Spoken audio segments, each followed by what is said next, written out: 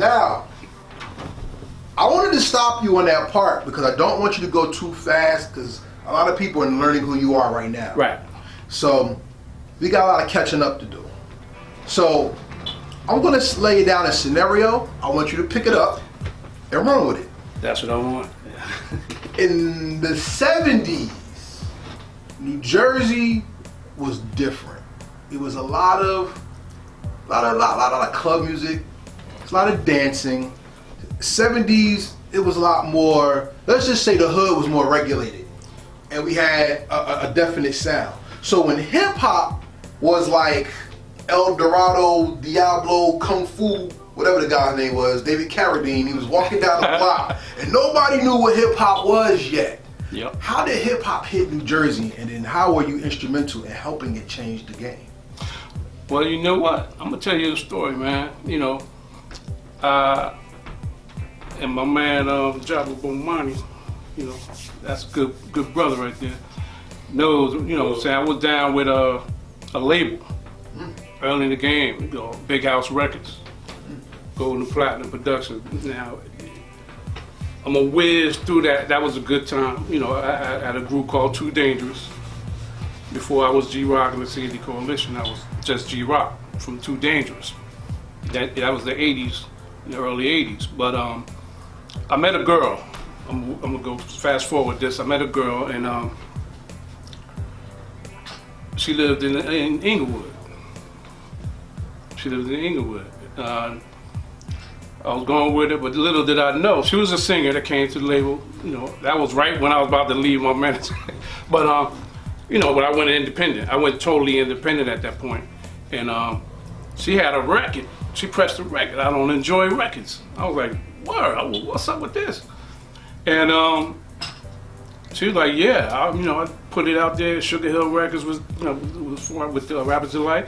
And long story short, she took me to the label. I almost got signed to Sugar Hill Records at that point. Yeah, I almost got signed to them, but when I came back, you know what I'm saying, I changed the game for me, which changed the game for underground hip hop, especially from Jersey, the Brick City, you know what I'm saying, because I came back with a whole different thing. Now I was G-Rock in the C&D Coalition. You know, I was at the 1990? Like, well, yeah, 1990. I became G-Rock and C&D Coalition. And as far as I know, you know what I'm saying, I was one of the first to press up professionally, you know, prep my own records and stuff, you know what I'm saying? So, and I did that like in 91, 92, you know, like you know, it was just a lot of things I was doing that people took notice of, like, yo, and a lot of people came by my crib. You know, I recorded a lot of cats. I mean, some of them went on to be legends. Let's talk about it. I'm just saying, a lot of them, you know, went out there to become legends. You know, like Tretch, all of them. Vinny, you know, was a good friend of mine that I see all the time still. You know, and you know, going up through all the Redmans, DJ Cheese, all these cats, they all know me.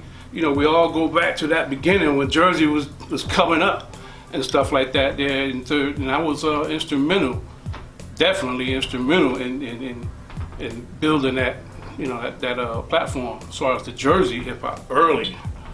You know, there was a whole lot of cats, but I was right up in there, you know, saying at the beginning. When I did it, I didn't see nobody doing it. When I came from Cali, I didn't see nobody doing it, but after I started doing it, then I started seeing people in the neighborhood, you know, came in after the 79 Rappers Delight, and stuff started happening. And, they, you know, people were drawn to me because I was one of the first, you know, inklings of hip hop back in 78.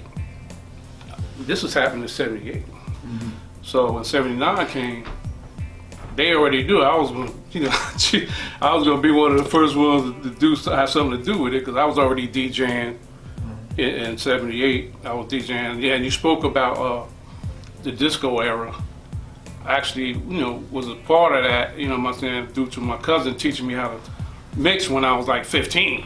So I was in clubs, you know what I'm saying, like little small, like niggas, because he was a DJ and he was let me get on sometimes. And that was one of the early things I did too. I was a DJ before I went into hip hop. So, yeah, I would say, you know, a lot of stuff that I trailblazed in that wasn't, you know, documented, but people that knew me knew, they like, yo, G, we saw you do that first. Now, that's a whole another story that I got a problem with now, you know. Yeah, with documentation. Well, that's the key to hip hop right now. Pardon me, and that's my beef with hip hop right now. My beef with the artists, the rappers, is that so many people don't want to write the lyrics, not understanding that the pen is instrumental to the documentation of your existence. A lot of artists don't want to promote their art, not knowing that the hieroglyphics are the maintaining of religion and culture. And then on another thing, dancers want to do the hottest things for a pose or an angle on Instagram, not knowing that their movements are written testimonies of rhythm. So lack of documentation has killed the game tremendously. Well, my perception of documentation was a little bit different. You know, it's more personal. You know, when I got on the internet, I was just talking to this with my man Java. When I first got on the net, somebody told me, "Oh, you gotta get on the internet. You know, you can put this stuff out, put your stuff on." And I saw my name. You know, something happened, and I typed my name in there. You know, I had got a little thing. I pressed it up with this little company that was pressing the, you know, CDs, and I pressed up the CDs from a soundtrack from a movie I did. Which you know, one? It's called The Place to Be. I did a movie called Place to Be. You remember that? Yep. And I did the soundtrack was dope, you know, and I wanted to put it out and stuff. And the guy at my job was telling me about the internet, and I put it on the internet. And once I got it in there, he said you gotta wait like a couple of weeks, and then it'll show up. You start googling your name, and you see. So I did it like, you know, I started googling, and I saw some other stuff. You know, some other stuff got G-Rock and the CD. I said, no, it's another person named G-Rock and the CD. It's impossible. And it was impossible, but that was me. Somebody put an album out. See, I forgot that prior to that was a label that wanted to sign me. I actually signed the contract, and they said they went defunct, and you know, and it still went out. So I didn't know that, you know.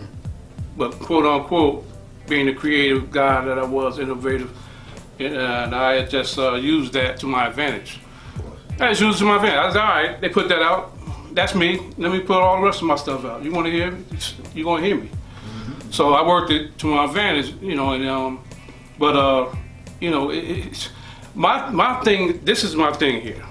Then we can go back into the history. When I was talking about documentation, I was talking about people documenting me. Right. You know what I'm saying? I've been out. I have never stopped since I started. You know, in 79, that was the first vinyl. The records went out on the radio. I was there ever since then. I never stopped. Never.